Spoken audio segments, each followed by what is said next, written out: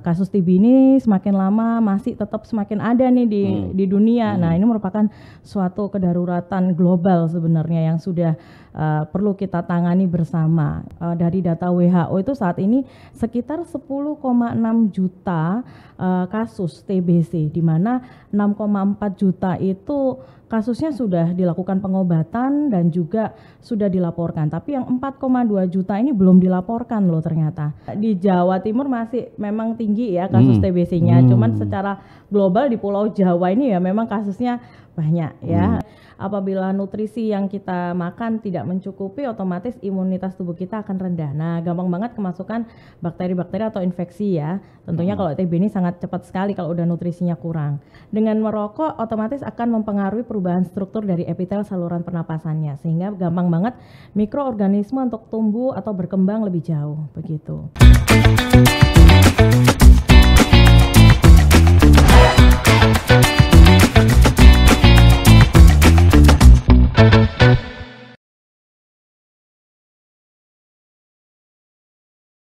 Halo Tribuner dan pembaca harian Surya semuanya, berjumpa lagi dengan saya Wiwit Purwanto di podcast harian Bagi Surya Tribun Jatim Network.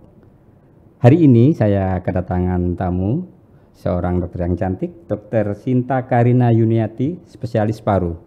Setiap harinya Dr. Sinta ini ada di Rumah Sakit Siti Hajar dan beberapa rumah sakit lainnya di Sidoarjo.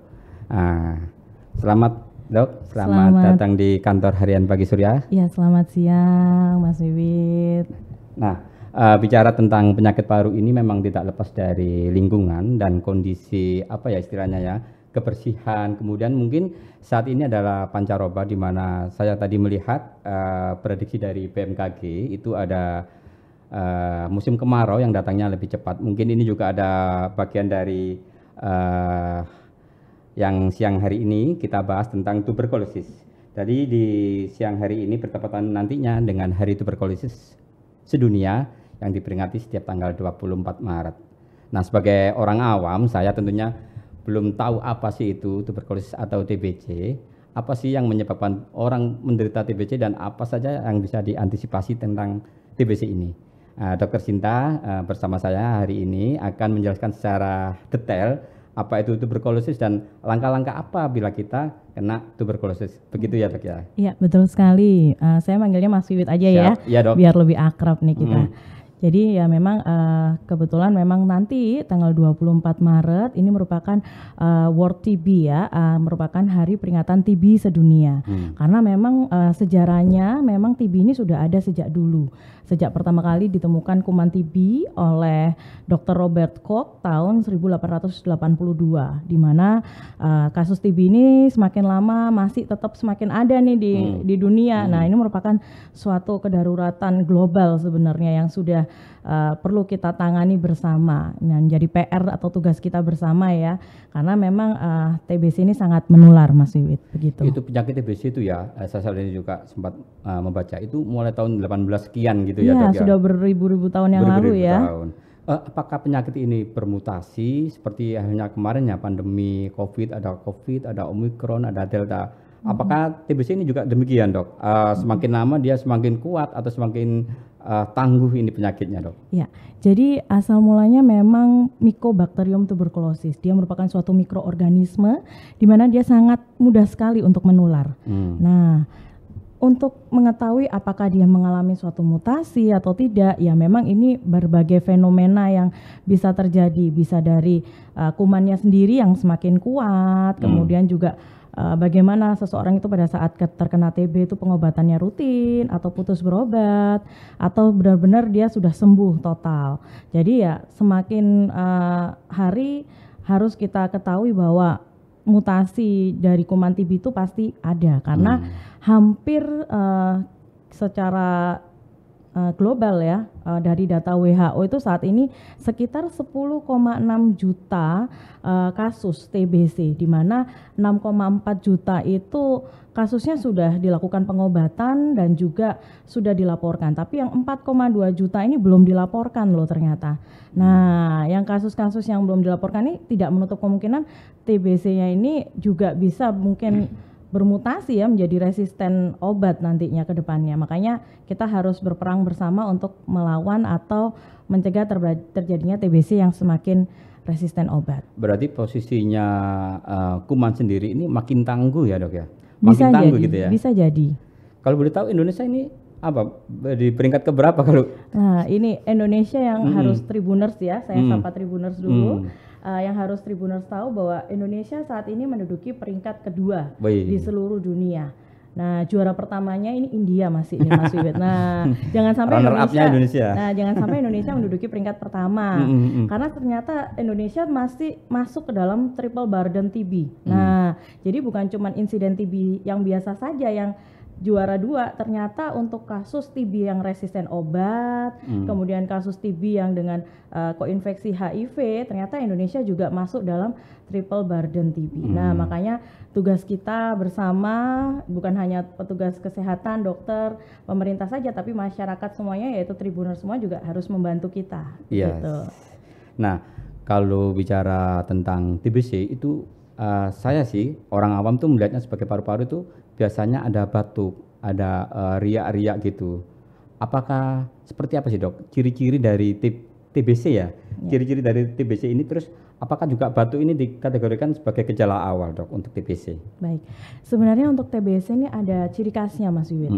Jadi kita harus menanyakan dulu kepada seseorang yang memang menderita batuk, dok saya batuk nih, nah kita tanyakan dulu nih onsetnya, karena sebenarnya onset dari TBC sendiri itu ada khasnya, biasanya dia batuknya berdahak lebih dari 2 minggu, kemudian juga disertai gejala respirasi yang lain seperti kalau sudah batuk darah, itu biasanya sudah lesinya sudah besar ya, atau sudah sudah luas lesinya. Apalagi kalau sudah ada komplikasi seperti sesak napas, kemudian juga ada komplikasi yang lainnya, misalnya ditambah dengan gejala sistemik seperti berat badannya turun tanpa hal atau suatu penyebab lainnya, kemudian badan ini jadi kayak greges-greges, demam. Nah demamnya ini yang khas biasanya pada pasien TBC itu dia nggak terlalu tinggi. Nah biasanya 38 derajat Celcius saja untuk temperatunya. Kayak suhunya cuman istilahnya sumber-sumber ya. Kalau yang benar-benar yang ada infeksi overlapping mungkin bisa tambah tinggi. Tetapi kalau yang untuk TB biasanya dia demamnya hanya sumber-sumber saja. Juga biasanya disertai adanya keringat waktu malam hari ya, lebih sering berkeringat begitu. Jadi, sampai berat badan turun juga, akhirnya malas makan begitu Mas Wiwit. Jadi batuk ini belum tentu orang itu menderita TBC ya, tapi ada beberapa penyerta yang lainnya ya. Betul. Apa sih yang paling dominan dari batuk itu, apa disertai flu? Tadi selain keringat dingin ya, tadi ya ada keringat malam. Keringat malam. Keringat di malam hari begitu. Itu apa, menggigil gitu dok? Ya kayak lebih berkeringat padahal udara atau suhunya kan di sekitarnya dingin nih, tapi pasien tersebut kok ngerasa kayak masih demam begitu. Itu memang seperti itu ciri khas dari kuman TBC-nya. Begitu, karena selain yang paling sering adalah yang trias TB biasanya. Oh ada ininya ya, ada levelnya ya? Ya, jadi gejalanya tuh yang paling sering kita sebut atau istilahnya tuh trias TB. Jadi batuk berdahak lebih dari 2 minggu, kemudian juga penurunan berat badan dan juga keringat malam begitu. Tapi nanti kalau misalnya sudah ada 2 minggu ya dok ya? Ya 2 minggu, biasanya 2 minggu. Berarti kalau sebelum 2 minggu kita sudah ke dokter itu bisa sembuh gitu? Kalau sebelum 2 minggu biasanya kita harus tanyakan gejala-gejala yang lain. Biasanya dokter kan juga akan memberikan terapi. Siap. Biasanya kalau sudah diberikan terapi beberapa tapi ternyata belum membaik, ya kita harus memikirkan ke arah sana. Karena sudah masuk onset yang kronik gitu. Karena TBC ini merupakan suatu penyakit yang kronik, infeksi yang kronik. Nah ini benar yang perlu diperhatikan bila batuk sampai 2 minggu, kemudian pada malam hari menggigil gitu ya. Ini perlu diperiksakan, barangkali ada kuman-kuman TBC yang sudah bersemayam di dalam tubuh kayaknya dok. Iya, dok, kemudian sekali. Apa sih dok yang menyebabkan TB ini dok? Apa sih penyebabnya selain tadi kuman, kemudian tadi saya ngomong lingkungan, itu apa benar juga dok? Iya, jadi banyak sekali ya Mas Widya dan Tribuners yang harus kita ketahui bahwa memang banyak sekali faktor-faktor yang menyebabkan atau mendukung kuman TB ini semakin banyak di Indonesia terutama ya. Yang pertama kalau di Indonesia itu adalah suatu kepadatan penduduknya. padat sekali nih kita nih sekarang. Nah, siap. Kalau padat penduduk berarti di mana, Dok? Kalau di Jawa Timur di mana, Dok? Ada dokter punya ini enggak? Kalau data-data kita sementara memang yang di Jawa Timur masih memang tinggi ya kasus TBC-nya. Cuman secara global di Pulau Jawa ini ya memang kasusnya banyak ya.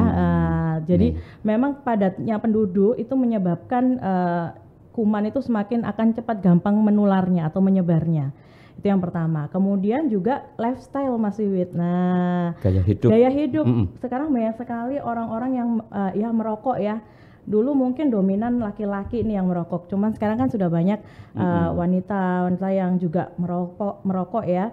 Jadi ya merokok di ruang tertutup mungkin ya. Kemudian juga pengaruh lingkungan ya, juga tentunya dengan lingkungan yang dia lembab, kemudian rumahnya ventilasinya kurang, AC terus ya, mungkin di studio kayak studio kita sekarang ini. Nah, ini juga harus perlu waspada.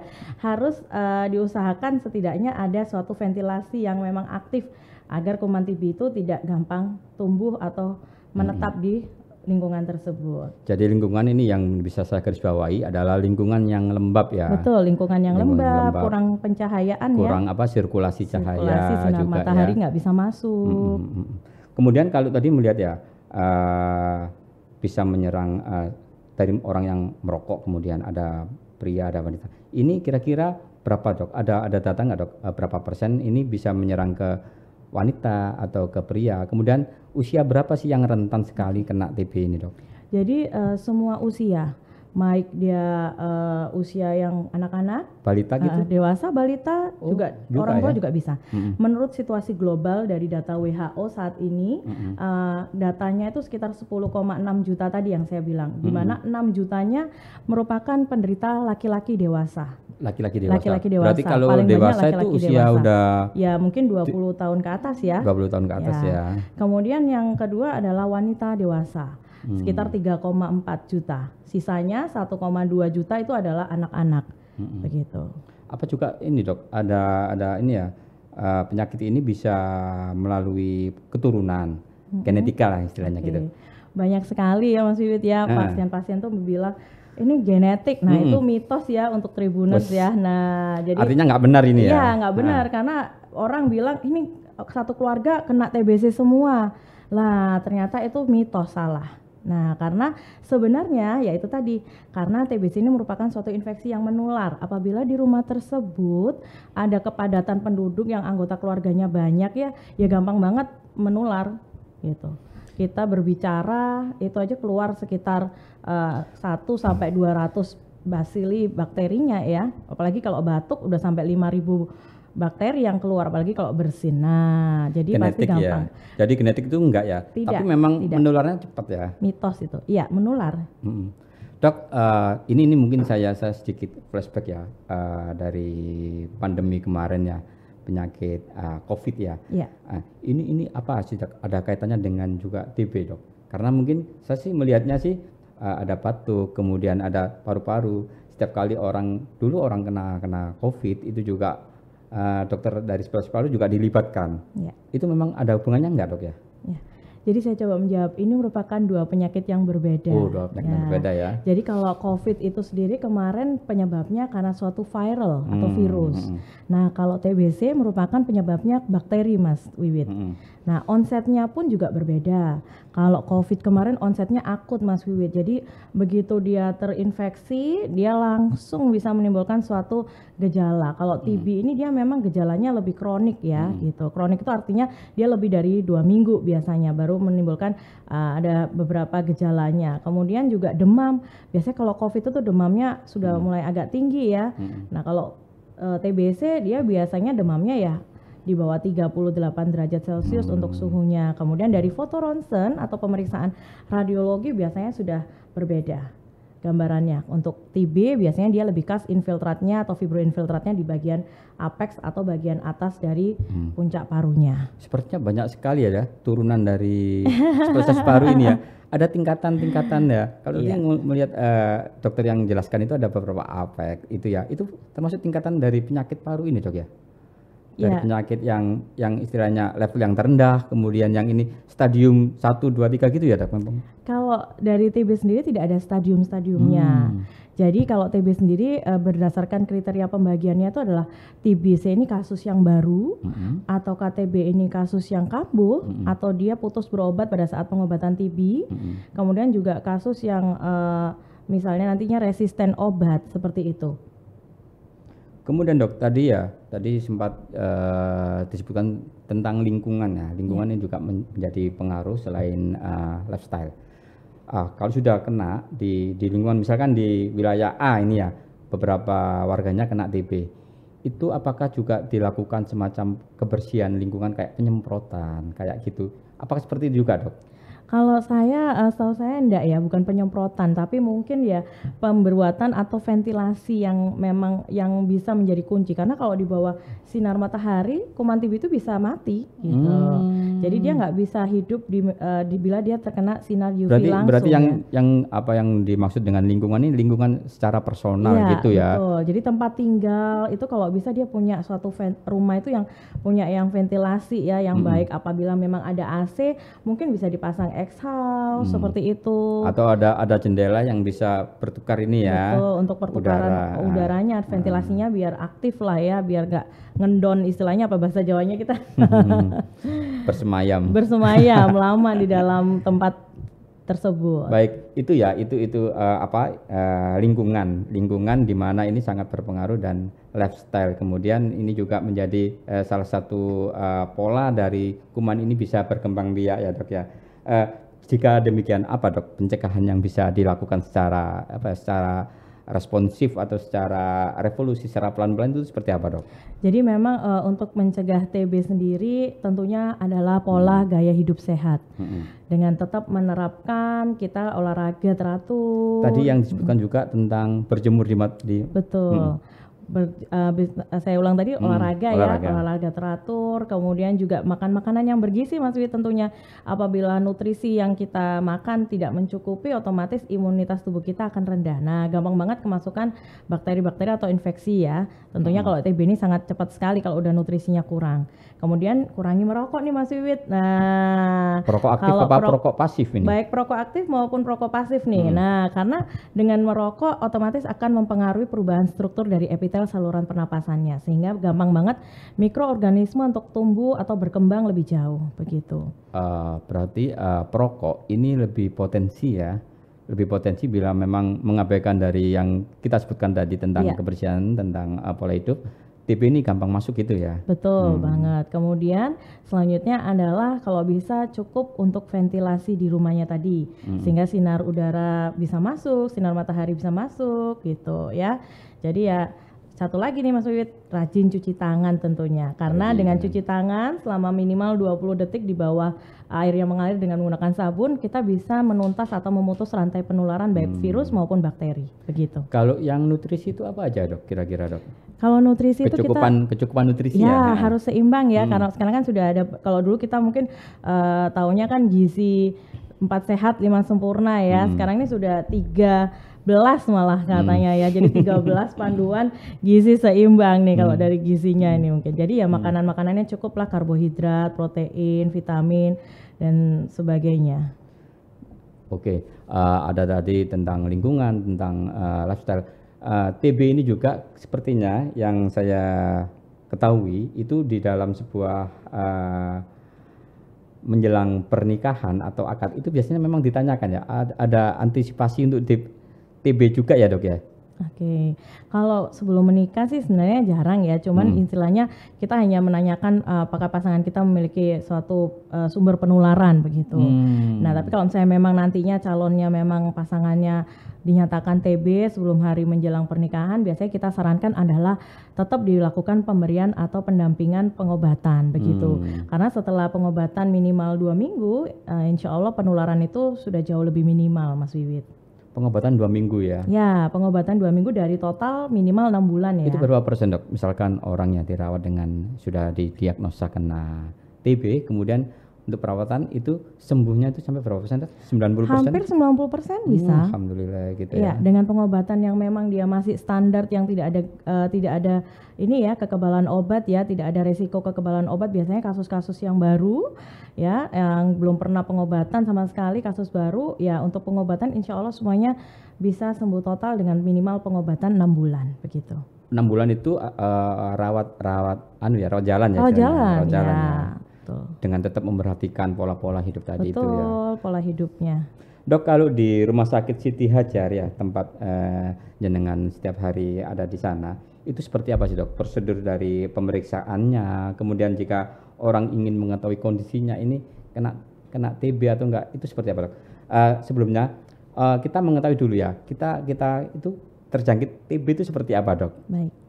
Tadi yang saya sudah jelaskan ya, jadi kita untuk mengetahui apakah kita TB ya dari trias TB itu yang paling gitu gampang ya. Mas Wiwit. Jadi dari gejalanya, baik gejala respirasi ataupun gejala sistemiknya. Nah, apabila di alur di RSI Siti Hajar sendiri, pasien-pasien yang memang memiliki gejala respirasi akan diarahkan ke poli paru. Nah, dari poli paru nanti akan dilakukan pemeriksaan oleh dokter di sana. Nah, kemudian dari dokternya akan melakukan pemeriksaan lanjutan Mas Wiwit. Biasanya akan diberikan pengantar untuk pemeriksaan tes cepat molekuler untuk spesimen dahaknya. Wes, ini agak berat kayaknya. Enggak juga nih. Tapi setiap selama pengalaman dok ya, mereka datang ke sana itu kondisi pasien itu dalam kondisi seperti apa sih dok? Sudah berat atau ternyata ini bukan TB bahkan gitu ya dok? Ada juga beragam. Jadi ada yang batuk-batuk udah lama. Nah ini kita istilahnya masih suspek, istilahnya kita bahasa medisnya. Batuk? Ya batuknya udah 2 minggu nih. Nah ini suspek TB-nya harus tetap kita periksakan untuk screeningnya ya. Paling enggak kita harus memeriksakan dahaknya, sputum dahaknya.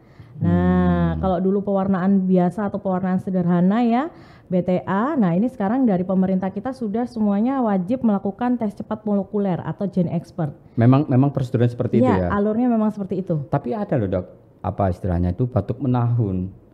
Apa itu juga termasuk kategori dok? Nanti kan kita akan nilai dari beberapa kriteria yang lainnya. Gitu, dari foto ronsennya dan sebagainya. Kalau mungkin yang di garis bawah ini batuk yang berdahak ya, atau batuk kering juga ada kemungkinan juga potensi. Kalau TB khasnya dia lebih batuk berdahak. Ini yang perlu diwaspadai, batuk berdahak ini ya. Apalagi kalau sudah sampai keluar batuk darah ya, begitu. Jadi yang saya ulang tadi, kalau di Siti Hajar nanti bisa selanjutnya pemeriksaan dahak TCM biasanya. Nah TCM ini sendiri atau tes cepat molekuler ini kita memang sudah bekerja sama dengan dinas kesehatan setempat. Biasanya akan dilakukan pemeriksaan di rumah sakit rujukan ya, istilahnya rumah sakit pemerintah. Karena alatnya ini sementara memang hanya ada di rumah sakit tertentu. Biasanya rumah sakit pemerintah. Di Sidoarjo ada ya? Ada, di Sidoarjo ada. Ya? RSUD Sidoarjo, puskesmas beberapa juga sudah ada. Ya, tergantung nanti rujukan laboratoriumnya yang mana. Kalau tes cepat molekuler. Yes, tes cepat molekuler. Karena dari situ nanti kita bisa mengetahui ada satu kuman saja akan terdeteksi Mas Wiwit. Nah, karena dia mesinnya sudah canggih nih. Nah, begitu. Makanya digalakan setiap pasien-pasien yang memang disuspek TB dilakukan tes cepat molekuler ini. Kalau misalkan kita istilahnya kita batuk kemudian dok saya mau minta TCM aja gitu boleh dok ya? Nanti kan dari dokternya yang akan melakukan kriteria. Ya. Gitu. Apakah disuspek TB apa tidak begitu. Jadi setelah prosedurnya kita diarahkan untuk tes cepat molekuler itu berapa lama dok untuk mengetahui? Oke, biasanya kalau memang tes cepat molekuler itu sebenarnya cepat Mas Wiwit. Nah, pada saat dahaknya diambil, dikirimkan, mungkin akan diproses lebih lanjut. Nah itu jadinya di mesin TCM sendiri biasanya 2 jam itu sudah jadi. Cuman kan karena kita alurnya memang harus melakukan pengiriman ke laboratorium yang memang rujukan dari Dinkes, jadi mungkin ya hasilnya baru bisa kita terima besoknya 1 hari 2 hari lah paling lama ya biasanya begitu. Setelah itu diketahui ini ada kuman, ternyata ada kuman TB ya. Ini. Terus lalu apa? Mereka disarankan untuk rawat inap atau rawat jalan atau hanya nanti diberi obat dulu lah, ini barangkali dilihat dulu gitu. Jadi kalau pasien memang sudah membawa hasil tes cepat molekuler, biasanya juga kita akan melakukan pemeriksaan tambahan lainnya nih Mas Wiwit. Biasanya pasti akan dilakukan pemeriksaan radiologis. Nah, foto ronsen Mas Wiwit. Berarti masih banyak ya ini ya. Foto ronsen torak itu sangat penting sekali. Nah, karena hasil TCM itu hasilnya macam-macam. Bukan hanya positif saja, nanti Mycobacterium tuberculosisnya nanti bisa negatif, bisa positif. Nah, kalau positif pun nanti kita harus melihat nih Mas Wiwit. Kalau positifnya ini masih resisten, sensitif nggak obat-obatan yang standar. Salah satunya rifampicin resisten atau rifampicin sensitif yang ada di dalam mesin TCM-nya. Jadi belum tentu ya, meskipun positif ya, belum tentu TB ya? Kalau positif sudah pasti TB. Oh, tapi ya yang resisten tadi itu? Kalau yang resisten dia TB-nya kebal obat. Nah, jauh lagi tuh nanti tahapannya. Ini dokter harus ada apa istilahnya cari ini solusi lain ya, pengobatan lainnya gitu ya, obat lain ya. Betul. Jadi tetap obat TB tetapi bukan yang standar begitu. Jadi ada obat-obat TB yang memang khusus untuk resisten obat. Yang sudah kebal obat tentunya ya. Ya. Betul. Nah, dari situ dok, pasien ini kemudian apa dok? Dia harus rawat inap atau mencegah penularan ya tentunya ya. Ya, intinya pada pasien-pasien kalau kondisinya masih bagus, masih stabil, bisa dilakukan pemberian obatnya secara poli atau rawat jalan. Tapi bagi pasien-pasien yang memang kondisinya lemas, dia makan minumnya juga sudah berkurang jauh ya, kondisinya tidak memungkinkan untuk aktivitas sehari-hari ya, kita sarankan untuk dilakukan perawatan di rumah sakit. Begitu. Kalau di Rumah Sakit Siti Hajar ada ruangan khusus gitu dok ya? Ada. Untuk TB ya? Ada. Karena menjaga penularan tentunya ya? Betul. Di Rumah Sakit Siti Hajar sendiri kita sudah memiliki ruangan airborne infection Mas Wiwit. Jadi nanti bila pasien-pasien memang dicurigai saja kita sudah pindahkan ke ruangan airborne infection. Itu ruangan rumah sakit yang baru itu dok, yang 7 lantai kan? Ada sendiri ruangannya airborne infectionnya. Jadi memang khusus untuk mereka yang apa ya, penyakit infeksi ya? Iya, di ruangan isolasi yang memang untuk tidak mencegah ke penularan ke pasien-pasien yang lainnya tentunya ya, begitu. Karena memang standar dari rumah sakit harus memiliki ruang isolasi begitu. Tapi ya dok ya, misalkan ya kita sudah mengantisipasi ya, seperti dokter ya setiap hari ketemu mereka yang pasien TB, itu apa sih dok? Supaya kita tidak katut ketularan gitu dok. Ya. Jadi sebenarnya pada saat kita itu pasien TB yang aktif ya, itu pada saat mereka melakukan aktivitas atau apa, itu orang tuh takut kan ketularan dan sebagainya. Nah, sebenarnya memang akan terjadi itu 3 hal nih Mas Wiwit. Pada saat pasien ini yang TB aktif ini, dia ada dia batuk misalnya, terus mengenai orang lain. Nah, ini ada 3 kemungkinan yang orang lain itu tersebut yang bisa terdampak. Yang pertama, kuman TB ini hanya lewat aja nih, karena kalah dengan pertahanan mekanisme tubuh kita. Nah, jadi dia nggak jadi sakit nih, cuman ya udah lewat aja karena daya tahan antibodinya bagus nih. Kita ya, kalau kita tubuh kita sehat. Kalau tubuh kita sehat, itu potensi ketularan juga kecil sekali nutrisinya juga bagus, resiko penularannya minimal banget ya. Jadi kita kebal, nggak gampang sakit lah, istilahnya tidak terinfeksi. Nah, yang kedua adalah kondisi kita sudah terinfeksi, tetapi daya tahan tubuh kita ini bagus, akhirnya kuman TB ini kayak dikurung gitu. Nah, jadi dia cuma tidur aja di tubuh kita, namanya istilahnya TB-nya laten. Nah, jadi dia pada saat nanti tubuh kita drop atau imunitas tubuh kita turun, dia bangkit nih, bangun dari tidurnya, akhirnya jadi disease atau sakit. Tetapi yang ketiga, ya bila tubuh kita ini memang kekurangan nutrisi, kemudian juga memang ada komorbid lah ya, salah satunya diabetes atau mungkin HIV, ya langsung nggak menjadi suatu disease atau penyakit TB sendiri. Nah, ini juga penting ya Tribuners dan pembaca harian Surya, menjaga kondisi tubuh kita sendiri ya. Betul. Jadi istilahnya jangan sampai kita itu drop, karena kalau drop sementara ada kuman TB yang sudah masuk, nanti bisa muncul juga kan gitu ya. Betul banget. Terutama nanti yang bisa saya garis bawahi adalah tentang lingkungan kita, pemukiman, kemudian sirkulasi udara di rumah, kemudian juga gaya hidup. Dok, tadi disebutkan juga perokok ya, ini juga menarik sekali dibahas.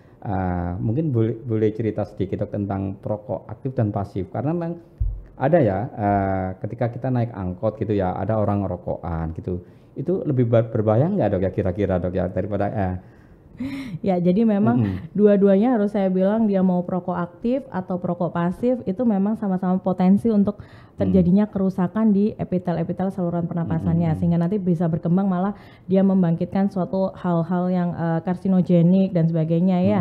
Jadi memang efek dari rokok ini luas sekali Mas Yudit ya. Jadi juga bukan cuma suatu infeksi saja, bisa bisa sampai menyebabkan sel-sel itu bermutasi akhirnya membangkitkan radikal-radikal bebas yang ada di tubuh kita akhirnya jadi suatu penyakit, baik mungkin infeksi atau mungkin suatu penyakit salah satunya karsinogenik begitu. Nah, Tribuners dan pembaca harian Surya cukup jelas sekali apa yang diungkapkan oleh Dokter Sinta ini terkait dengan penyakit TB yang memang penyakit ini memang menular, tapi kalau kondisi tubuh kita itu kuat, daya tahan tubuh kita itu kuat, penyakit ini akan lewat aja. Begitu ya Dok ya? Betul. Itu penting sekali menjaga kesehatan, lingkungan, kemudian pola hidup. Demikian Tribuner dan pembaca harian Surya podcast bersama Dokter Sinta Karina Yuniati tentang penyakit TB. Kita akan jumpa lagi nanti di podcast berikutnya. Terima kasih. Terima kasih.